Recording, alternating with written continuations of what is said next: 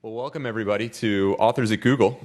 We're pleased to present today author, screenwriter, and playwright Lawrence Wright to Google. He's a graduate of Tulane University and the American University in Cairo. His resume is incredibly impressive, so if you will indulge me for a minute.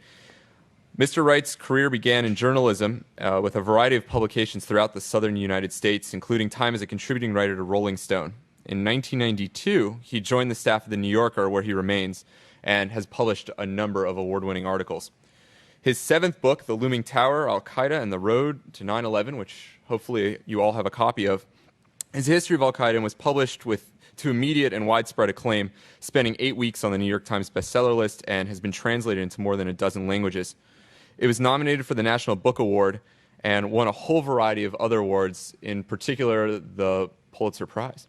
So Mr. Wright, in addition to all of that acclaim, again, I mentioned that's the seventh book. He has 6 other books. He also co-wrote the 1998 movie The Siege, which hopefully some of you saw. I really liked it, with Denzel Washington, Bruce Willis, and Annette Bening. Fits in my genre. And he has also written the Showtime movie Noriega, God's Favorite, as well as a recent play. He's a member of the Council on Foreign Relations and serves as the keyboard player in the Austin-based blues band Hoodoo. Mr. Wright will give a brief talk about his book. He'll then take Q&A. Hopefully he'll do a little bit of book signing afterwards. And thank you for coming. Thank you, Josh. Can you guys hear me without my standing here at the mic? Okay, because I'm mic'd up. Okay. I have a weak voice, so if you don't hear me, let me know or move forward. And in the spirit of Google and how casual everything is, I think I'll just do this standing up. And if I forget something, I've got my speech in here so that I can consult it if I get really screwed up. Well, thank you. I came in on the space shuttle today, and I arrived at Google Intergalactic Airport. It's quite a perk you guys have gotten. And I went for a little walk on your walking trail up to the golf course, and it was really beautiful. So it's a wonderful, idyllic spot. And but I'm comparing it in my mind to yesterday. I got up at Reveille at Camp Pendleton and talked to 1,200 Marines who are, I don't think I met a single one that had not already been to Iraq or Afghanistan 3 times and was about to go again. And, I can't shake those guys out of my head. And so some of my remarks will reflect the mood that I still carry away from that. I'm going to talk to you a little bit about Al-Qaeda, who these guys are, where they came from, where they hope to go. 30 years ago, I taught English at the American University in Cairo.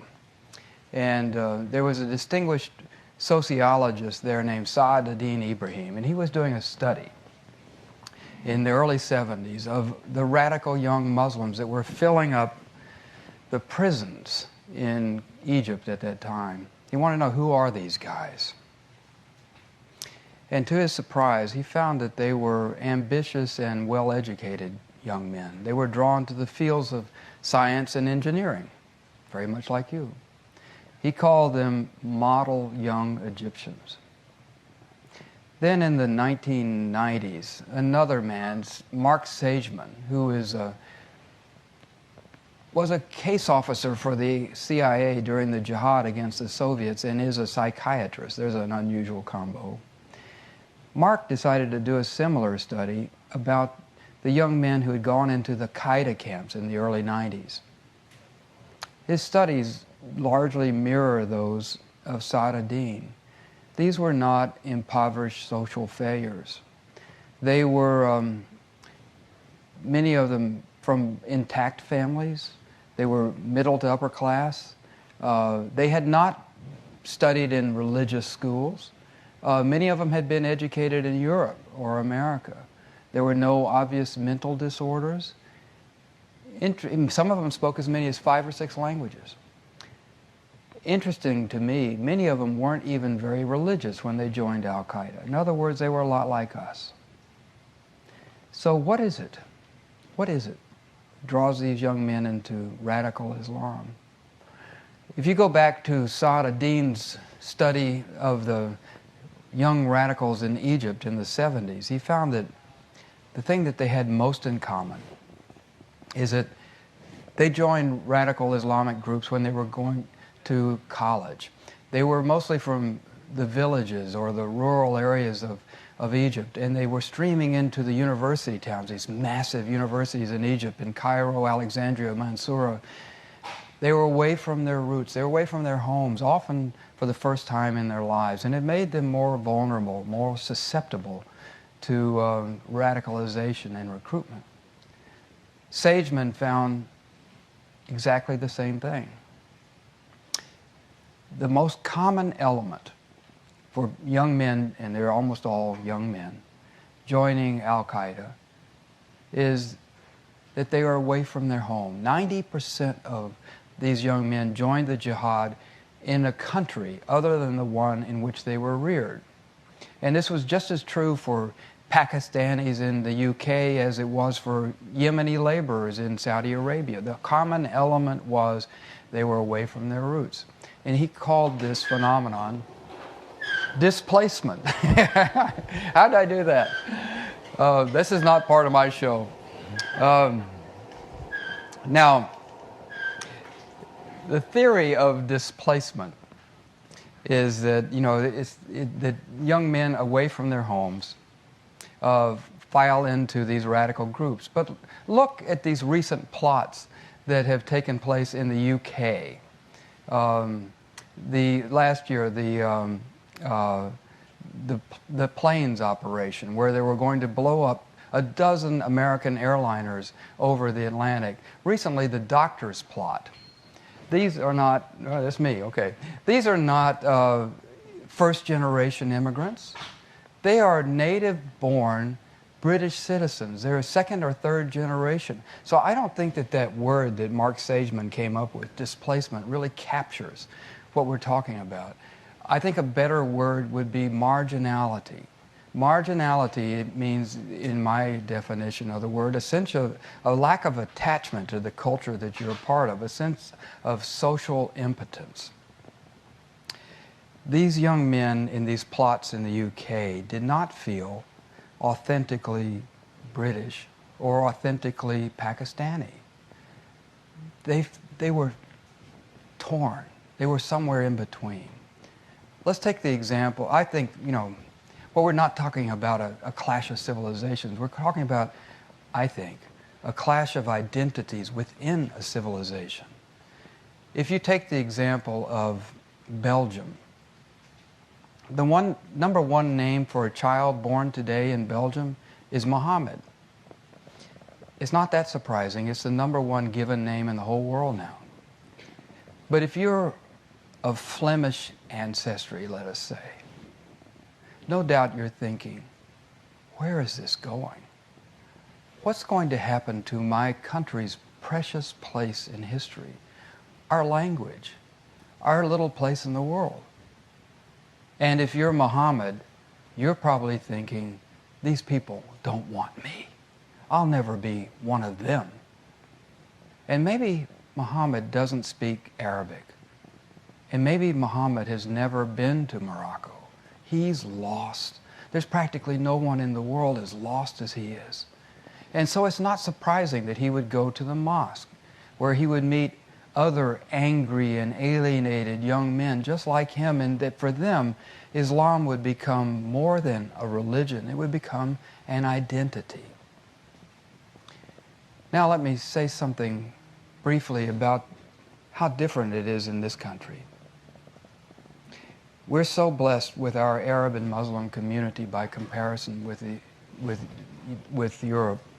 The average American Muslim makes about the average American wage, is just as likely to be rich or poor as the average American is as likely to go to college or graduate school as the average American, is far less likely to go to prison. Compare that to the situation in Europe, where you have these impoverished Muslim communities on the outskirts of these affluent cities. Look at France, where about 10% of the population is Muslim. 50% of the prisoners are. What a stark measure of the degree of alienation and marginality in that society. So we're much, much more blessed. A few years ago, I was having iftar with a group of radical Islamists in Birmingham, England. Iftar is a meal you take to break the fast at the end of the day in the month of Ramadan. And one of my companions at the meal said that he supported the kidnapping and beheading of aid workers in Iraq. Some of you may remember Margaret Hassan, who was the director of Iraqi Care International. She had just been kidnapped in Baghdad and was still alive at the time. And I looked around and I thought, this guy's dangerous. And we have people like him in this country.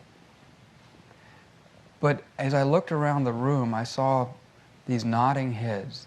And I thought, that's what's really dangerous, are those nodding heads. Because they surround this individual with a community of approval. And they allow him to think these thoughts and maybe act on them and recruit others to his cause. That's what we haven't had in this country until now. But we're not immune to a homegrown terrorist movement in our country. Just look at the recent plots in New York and New Jersey, the Fort Dix, they're going to try to attack Fort Dix, imagine. Blow up JFK. Okay, these plots may have been unrealistic and they were foiled early on. But those were American citizens making those plans. A recent Pew poll of Muslim Americans found that most Muslims in America feel that things have gotten much worse for them since 9/11. And only 40% of them believe that Arabs carried out 9/11. Those feelings of anxiety and denial are really more characteristic of alienated, marginalized populations than of assimilated ones. By far, the most alienated group of Muslim Americans are black Muslim Americans, native African American Muslim Americans who have very little connection to the Middle East, but only 36% of them disapprove of Al-Qaeda. Only 5% of Muslim Americans overall disapprove of Al-Qaeda, but in a population of 2.5 million Muslims, that's 125,000 people, enough of a base, I would submit, for a radical group to arise should that happen in this country. Now, that's the situation in the West. I'm talking right now about the radicalization in the West. I think that, as I said earlier, these are questions of identity, of young men looking for an identity and a cause, and they find it in radical Islam. The situation is different, I think, in the Muslim world. Arab world and the Muslim world, let's take the Arab world to start with. The Arab world reaches from Morocco to the Persian Gulf, larger than the United States. There are 300 million Arabs. About the same number there are Americans. Now, if you took oil out of the Arab economies, and only a few of the 22 Arab countries actually produce an appreciable amount of oil, the 300 million Arabs produce less for export than the 5 million Finns, essentially less than the Nokia telephone company, which is the main export of Finland. This is the little Nokia I carried around with me when I was in Saudi Arabia. You see what an antique it is. You know, the Saudis wouldn't let me in as a journalist. After 9/11, I spent a year and a half appealing for a visa, and finally it became obvious that they were never going to let me in as a reporter, so I took a job. I became an expat worker, and it was the best piece of bad luck, because the job I got was teaching young reporters at a newspaper in Jeddah, Osama bin Laden's hometown. And instead of sitting in a hotel, making calls, trying to get appointments, I had an apartment, I had a car, I had a job I had to go to every day, and I had all these wonderful young reporters who were teaching me so much more about their society than I could ever have learned on my own. But I often thought that This one product outweighs the industrial output of the entire Arab world.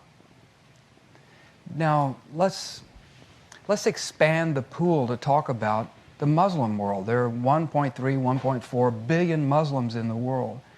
They're 1/5 of the world's population. They're 1/2 of the world's poor. Their preponderance of the Muslims live in the 57 countries that are members of the Organization of the Islamic Conference. The gross national product of those 57 countries is less than that of Germany. I want to go back to the Arabs for a moment because I forgot another statistic. I had taken oil out of those economies, remember that? Let's put oil back into the Arab economies. If you do that, the gross national product of those 22 Arab countries is less than half of your state of California. So we're starting from the fact that these are barren economies that offer their young people very little to look forward to. They don't give them very much hope. They don't have the jobs. They oftentimes can turn out students by the million, but then when they come out, they have no place to go. Now, I want to talk about some other factors that I think contribute to radicalization, but they're not as easy to quantify as economic ones. One is civil society. What is civil society? We're citizens coming together to talk about a problem, to talk to each other, to discuss things that are on our mind. If you were one of my Saudi reporters, let me tell you what your life would be like. There are no movies, no theaters, no plays, no nightclubs, no music, very few parks or museums. There's no dating. Women can't drive. There's no political life. There's no political parties, no unions. That entire space of life that we call civil society simply doesn't exist.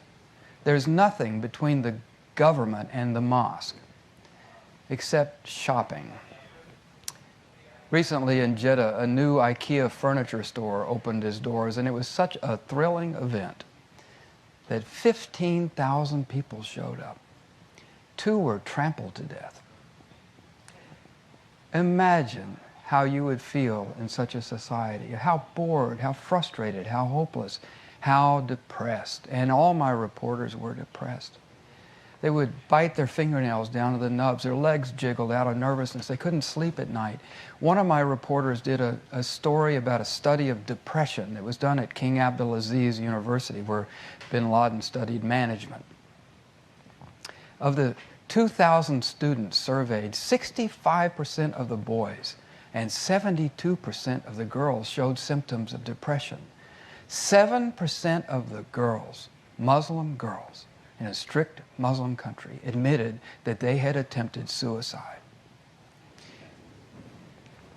Another factor, difficult to quantify, profoundly important, I think, and it varies across Arab and Muslim countries. I don't want to aggregate them all, but I'll tell you the experience in Saudi Arabia. This meeting wouldn't happen because the women wouldn't be here.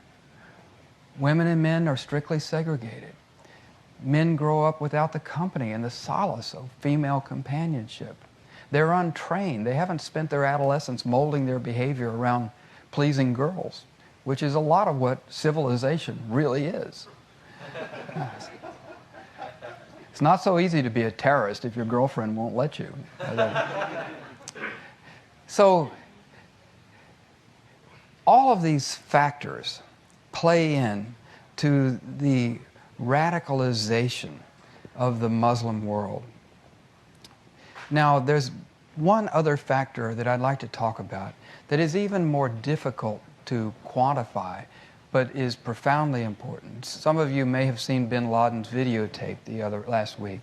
Actually, there were 2, but let's talk about the first one. He calls it the solution. And his solution is that you all convert to Islam.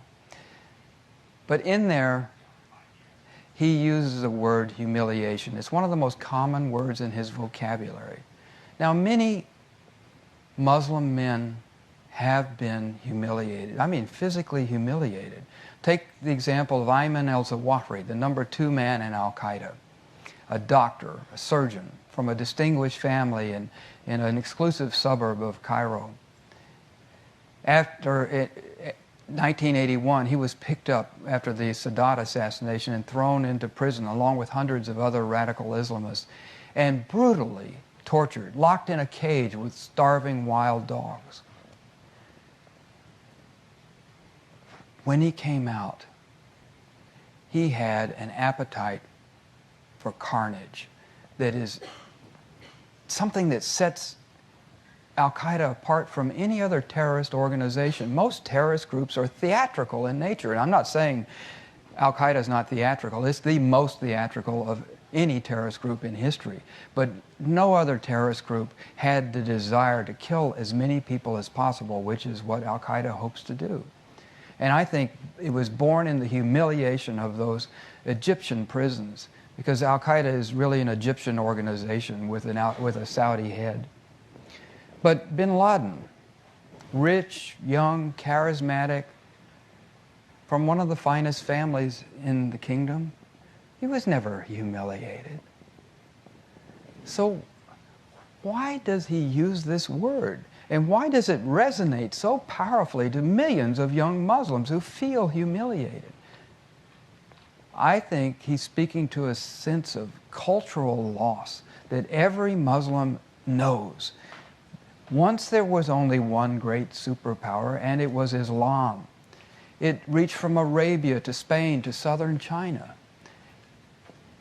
You can date the moment that Islam began its long retreat and this sullen isolation it finds itself in now, ironically enough, to September 11th, 1683, which is the date the King of Poland arrived to relieve the Ottoman siege of Vienna, and turning back the furthest advance of Muslim armies in Europe. That's the moment the tide turned. This sense of cultural loss, historical retreat, is augmented by images of Muslims under siege in Lebanon, in Palestine, in Iraq. I watched the war in Iraq on Fox and Al Jazeera, two rather similar news organizations. And each had a particular narrative that they were trying to tell. On Fox, it was America's liberation of the oppressed Iraqi people. On Al Jazeera, it was the continuing humiliation of the Arabs. There were countless shots of surrendering Iraqi troops shuffling. You remember this scene? There was one scene that I saw first on CNN. You may have seen it too. It was of a pair of U.S. Marines who were knocking on the door of a house that they intended to search. And a retired American general on CNN was commenting to the television audience about the proper way in which the soldiers were conducting the search. He says, notice their stance on either side of the door as the father is made to bring out his wife and children. Notice the proper placement of their hands on the outside of the trigger guard, ignoring the faces of 3 little girls whose lips are quivering and whose eyes are so wide with fright they could explode. Notice the way the soldiers have taken control of the situation, the general said, as the families were made to kneel in front of the Americans. Well, it's one thing to see this on CNN. It's a different experience to watch that on Al Jazeera, where that scene was captured and rebroadcast endlessly, obsessively, because it expresses so poignantly the theme of the war from the Arab perspective.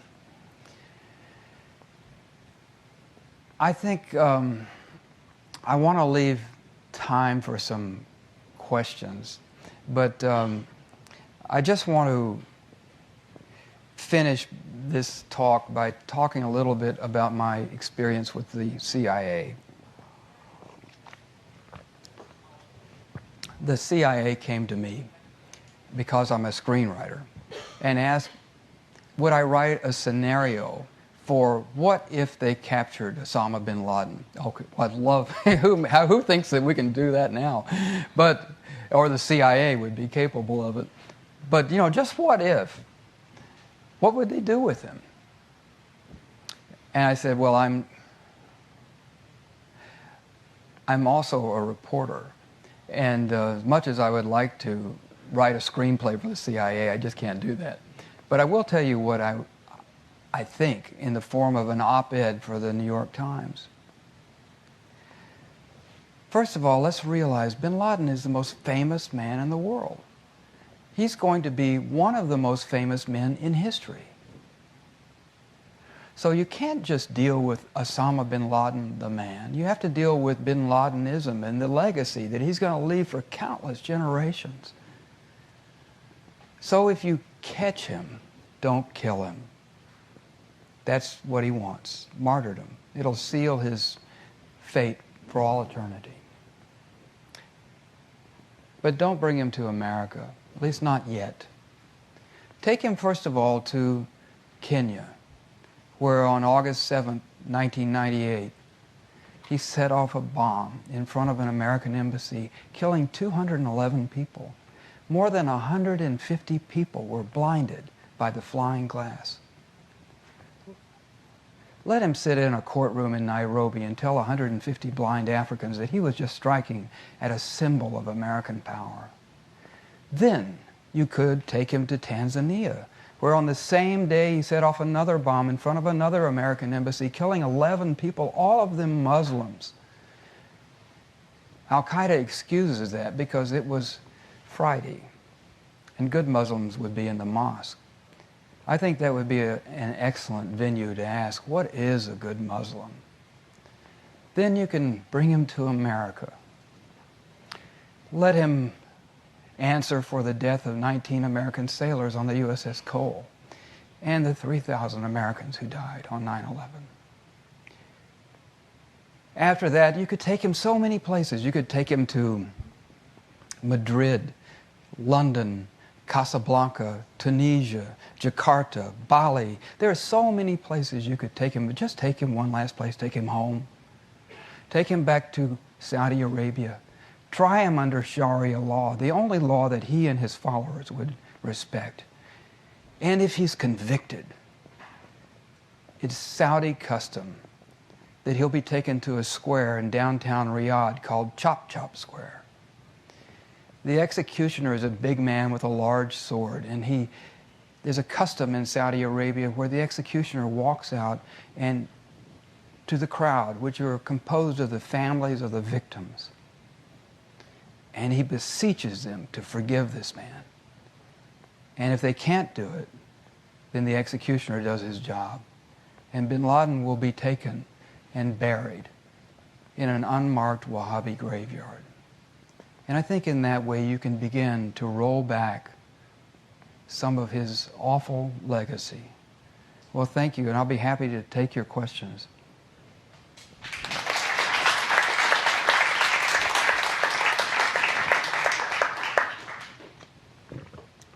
I'll call on you if you don't raise your hands. There you go.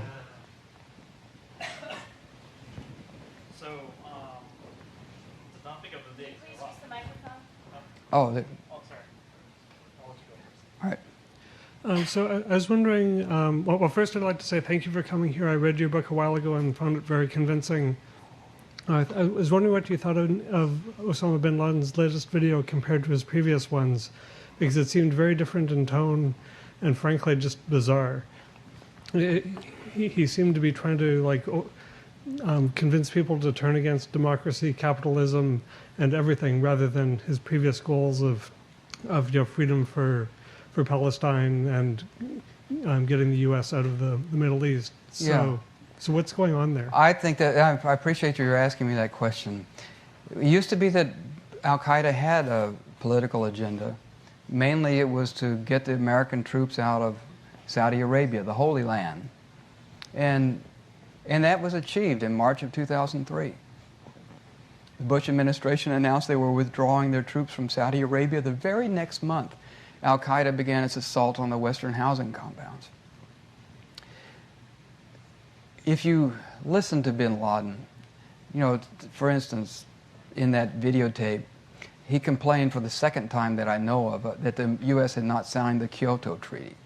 Has anybody ever heard of Al-Qaeda's environmental policy? I mean, this is an organization.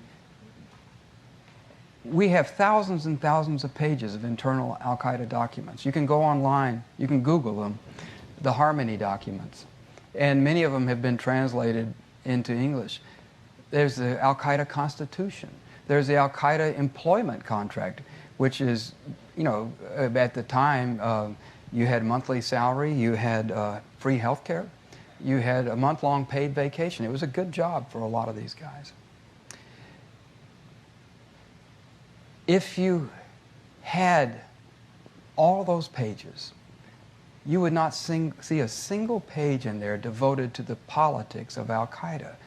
If Osama bin Laden came to Google, let's hope for the day, and you had the opportunity to ask him, Mr. bin Laden, suppose you have Egypt, suppose you have Saudi Arabia, what are you going to do about the real problems of the Muslim world, joblessness, illiteracy? How are you going by the way, what kind of economic model do you follow? You're a Marxist, a Keynesian, a free marketeer?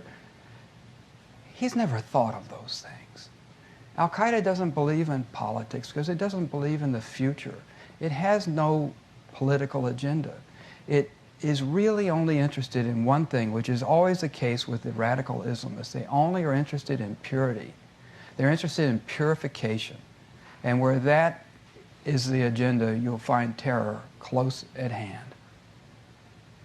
Yes, sir.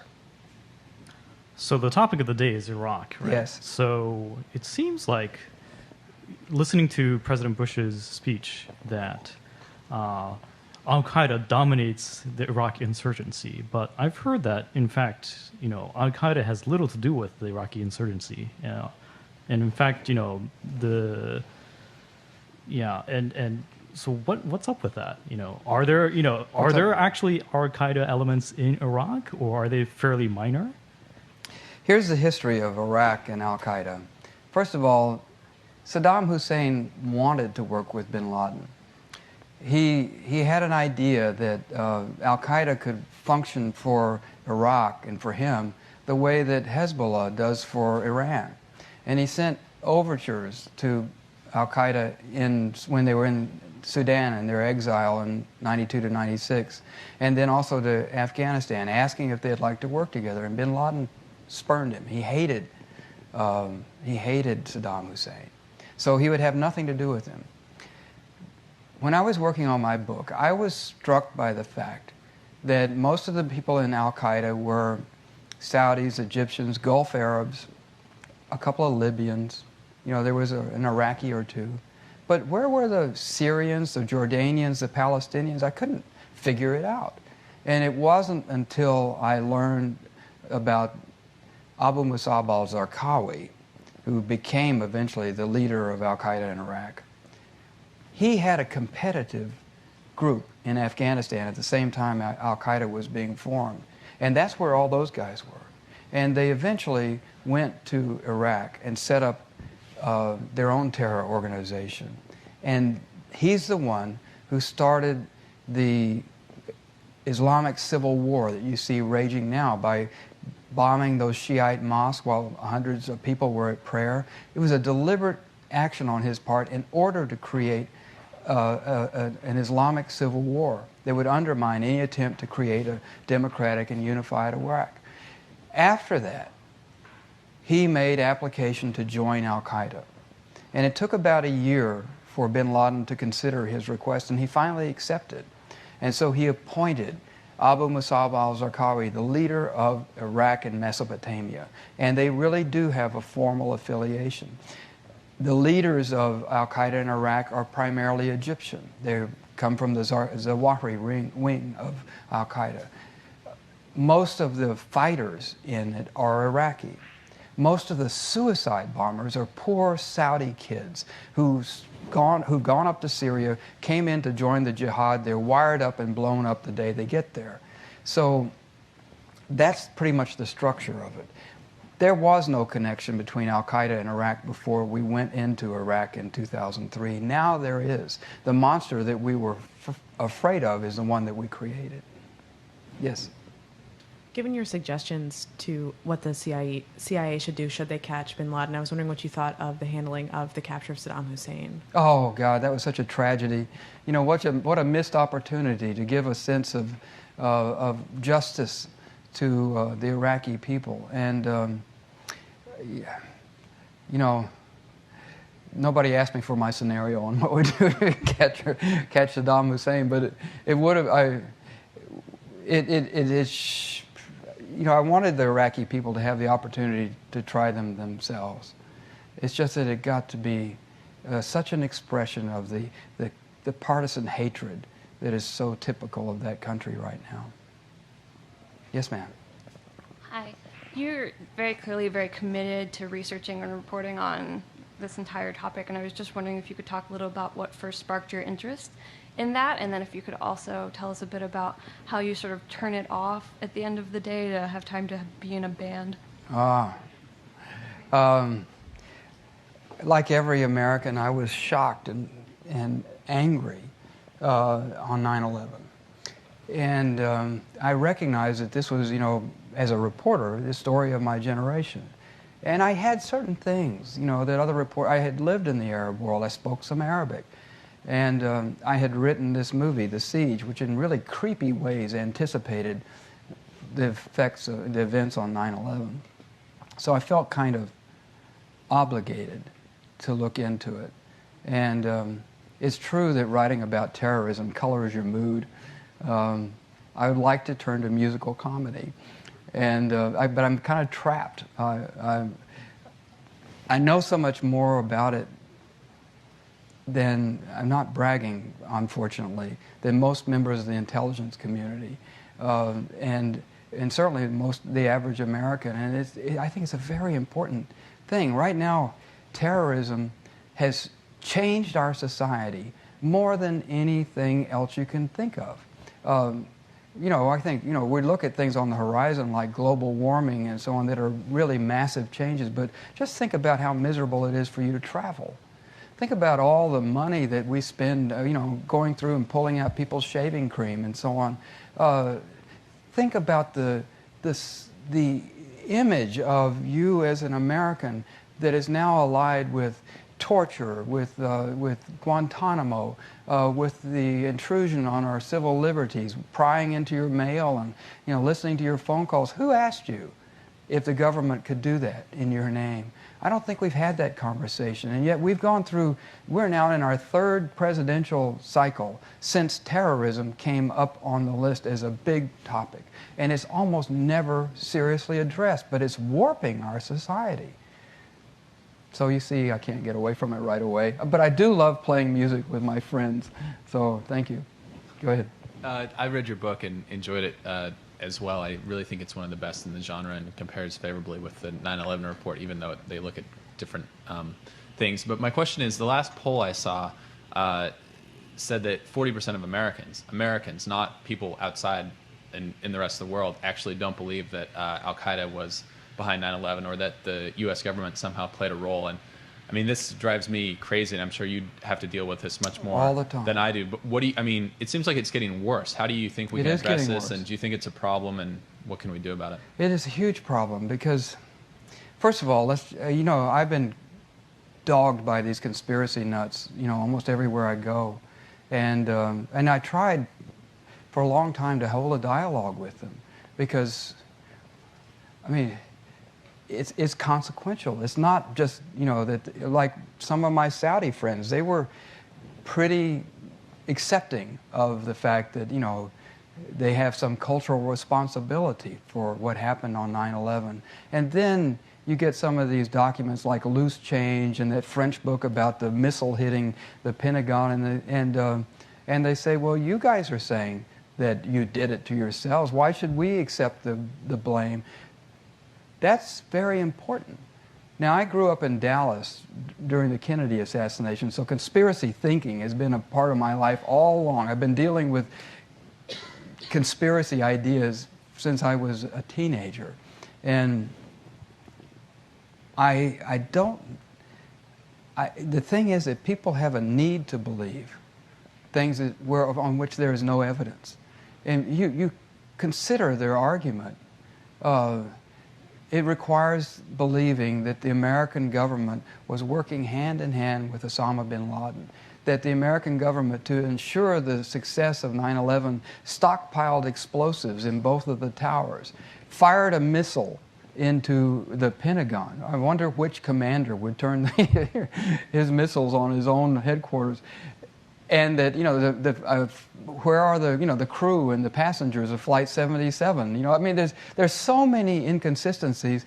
If there's some missing gaps in the understanding of what actually happened on 9/11, that's always going to be true in a massive tragedy like that. But it doesn't compare to the idiocy of, saying just because of this, then we can believe all of that. I think it is a deep psychological expression of something else. A need to locate the evil somewhere else. Yes? Can you just elaborate a little bit on the suicide bombers, the psychology behind it, and what drives someone to do that? It just seems to be spreading, not just in the Middle East, but everywhere. So, thank you. Suicide bombing it's such a paradox that this has become an expression of Islam.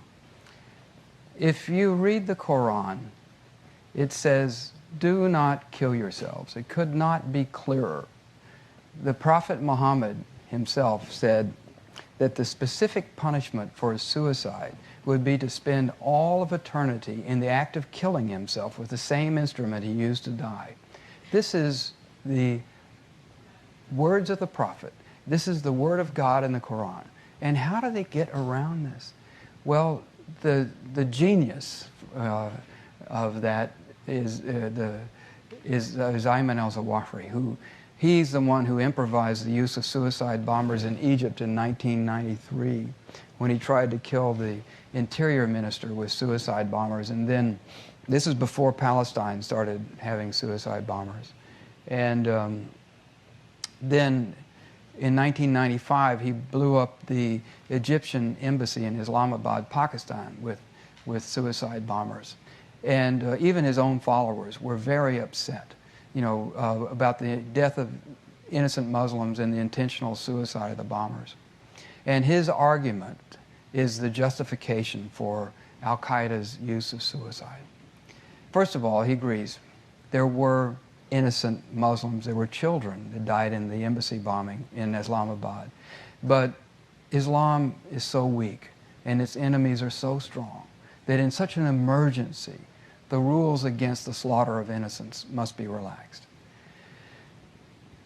The question of suicide was obviously more difficult because of those prohibitions that I just outlined for you.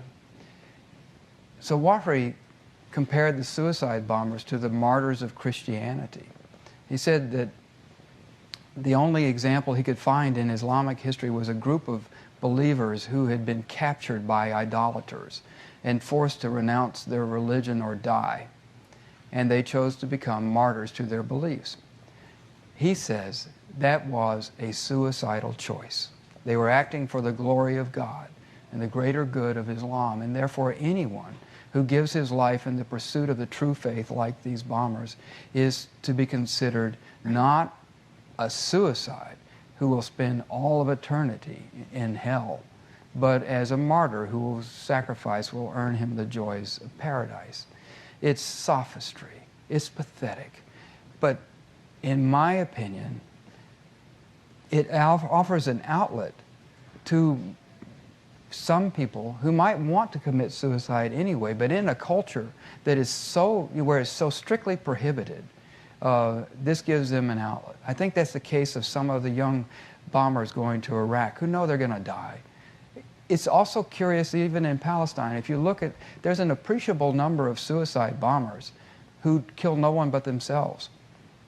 Now, I don't know what the percentage is, but how hard would it be to walk in a crowded room and then blow yourself up? But it's often the case that people blow themselves up just outside the range when they're going to kill anybody else.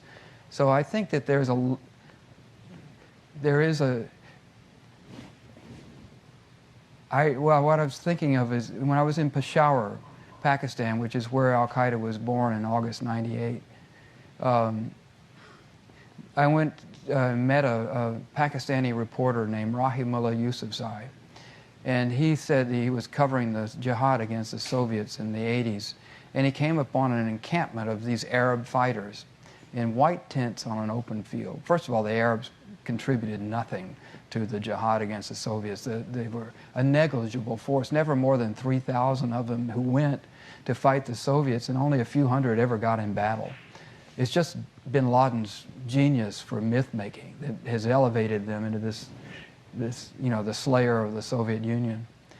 But Rahimullah comes upon this group of fighters in white tents on an open field, and he says, "What are you thinking? The Soviet Air Force can easily see you. You'll be wiped out." And one of the Arabs responded by saying, "But we came to die."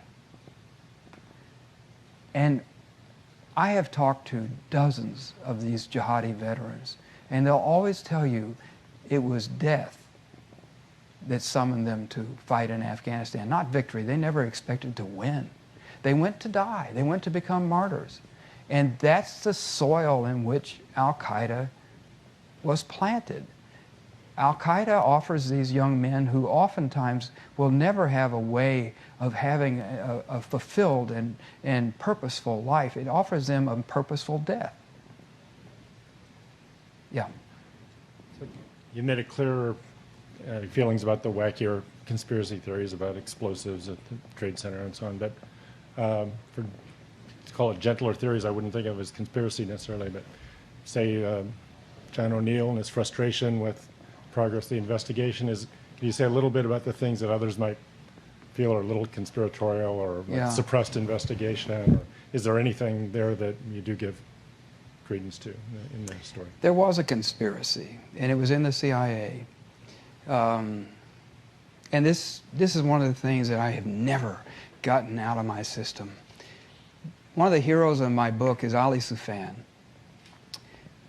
In October of 2000, when the Cole was bombed, he was one of 8 Arabic-speaking agents in the FBI.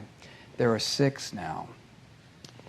I will say that the intelligence community is trying to address this problem of hiring first and second generation native speakers of Arabic and Pashto, Dari, all the languages. But he was one of 8, and nobody came closer than Ali Soufan to stopping 9/11. He was John O'Neill's guy. And John had the wisdom to appoint a 26-year-old agent to be the case agent on the USS Cole. Now, while Ali is interrogating these Qaeda guys, he begins to learn about a meeting that was held in Malaysia in January of 2000. And 3 times he formally queried the CIA.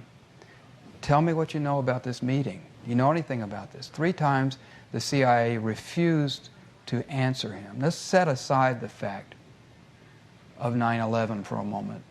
He was investigating the death of 19 American sailors, and the CIA refused to answer him. They were essentially obstructing justice.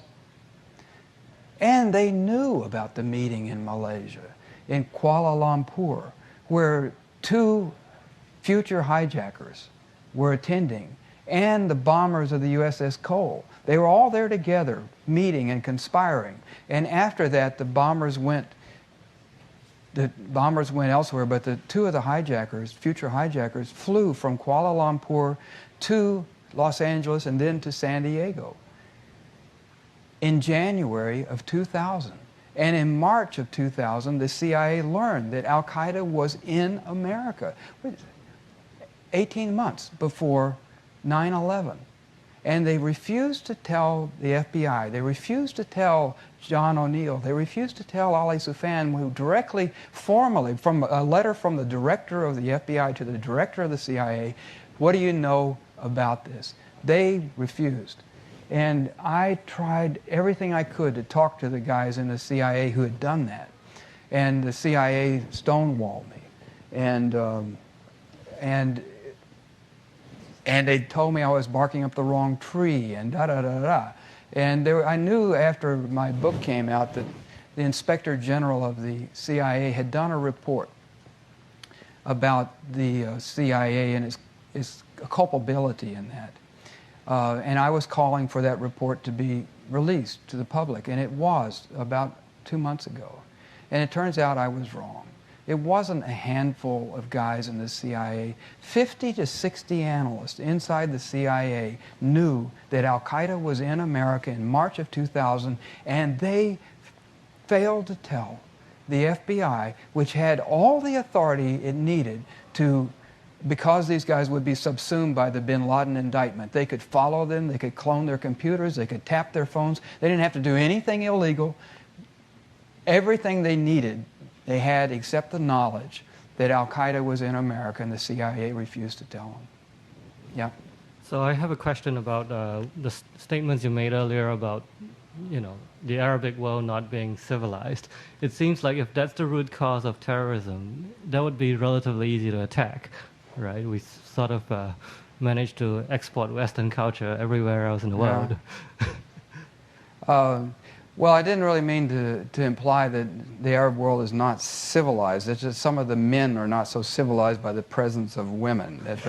But that does bring me to something I've been chewing over and I wanted to talk to you guys about. And I haven't really formulated this, but it goes back to those Marines that I was talking to yesterday.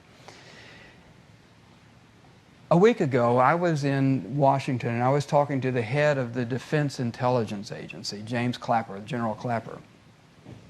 And I said, General, wartime is usually a period of great technological advances.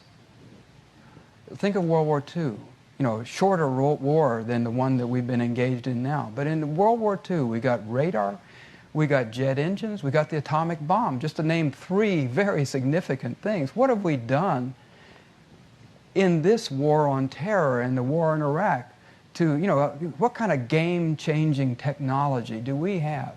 And he said, well, I remember when I was a young soldier in Vietnam, and I just came back from Afghanistan. I said there were some eye-watering things out there. I mean, they had, our troops had laptop computers and cell phones. And I said, well, Al-Qaeda has laptop computers and cell phones. We're down at their level, fighting at their level.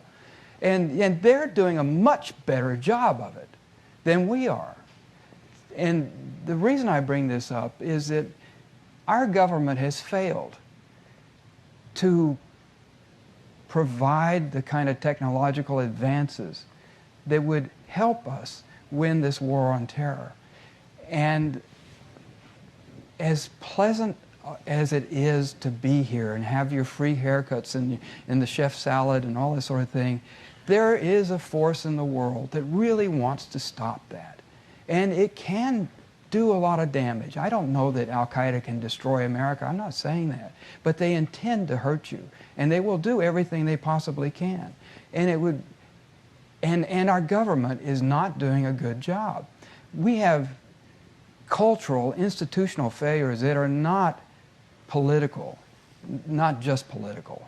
I mean, if you look at the failure of the Army after our invasion in Iraq, if you look at the failure of our intelligence community to appreciate the threat that Al-Qaeda posed, if you look at the failure of Homeland Security after Katrina, that's not just politics, that's social.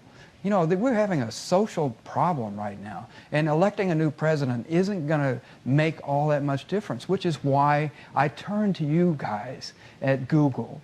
I think I would like to plant the idea in your mind that there are things that you can perhaps do that the government is not capable of thinking about. It doesn't have the expertise to think about.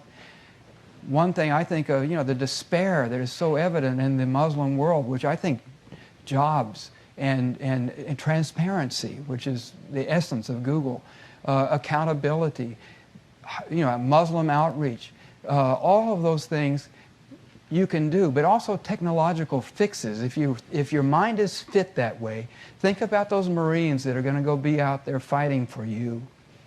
And think about the threat that you really do face that doesn't seem like it's present right now, but really is. think about those things and what kind of things you can do here. Thanks. Hi. I was wondering if you could expand on the sort of the psychological environment that you talked about at the beginning, because while the things you discussed seemed like they were powerful elements, they didn't quite seem sufficient. And I was wondering if you thought there was some sort of tipping point. I'll sort of give two counterexamples. I mean, you have the situation of black poverty and black men in jail in the United States, and there hasn't been a sort of terrorist organization of note other than, Yeah. and the Danish ruled Northern Europe from 800 to 1200 AD, and you don't see a lot of Danish suicide bombers. So, it couldn't just be empire. What was the tipping point that For Islam, is that what you were asking, or for the terrorist movement? Yeah. the tipping point? I think the tipping point was really in 1990 when Saddam Hussein invaded Kuwait, and bin Laden went to the Minister of Defense, and he said, you have to realize who bin Laden was at that point. He had just come back from the jihad against the Soviets. He was Saudi Arabia's first celebrity. Now, in Saudi Arabia, there's a royal family and there's everybody else. In Saudi Arabia, the streets are named after the royal family, the universities, the hospitals, everything. They not only own the country, they hoard all the glory. And here comes Osama bin Laden. He's rich, he's young, he's charismatic, he's ambitious, he's got a small army at his command. There's never been anybody like him in Saudi Arabia. He's a celebrity, but he's not royal. He didn't fit anywhere. It made him an awkward person to deal with. And he went into the Minister of Defense, and he said, after Saddam invades Kuwait and masses troops on the Saudi border, I'll defend the kingdom with Al-Qaeda, which must have been about 200 guys, along with 100,000 unemployed Saudi youth and the earth-moving equipment of my daddy's construction company. And the Minister of Defense laughed him out of the office. I mean, they were facing a 1 million-man Iraqi army with one of the largest tank corps in the world. That was a psychologically humiliating moment for Osama bin Laden. Now, think about the level of delusion in that young man who thought that he could walk into the Minister of Defense. Really, come on. You've got Al-Qaeda, you have been a negligible force in Afghanistan. He himself was a pathetic leader in combat. He actually gave up his military command over Al-Qaeda. He's got a couple hundred guys, and he's going to defend the kingdom of Saudi Arabia. It's breathtaking to think about, isn't it? So when the Saudis turned to America and coalition forces instead, the only sensible alternative, this really inflamed him, because every Muslim knows that on his deathbed, the Prophet Muhammad said, "Let there be no two religions in Arabia." And in the mind of strict Wahhabis like bin Laden, that means the whole Arabian Peninsula has to be wiped clean of non-Muslims. And so when you have 500,000 Christians and Jews, and even worse, women, coming in to defend the Holy Land, it was really galling. That, I think, was the moment when he really turned.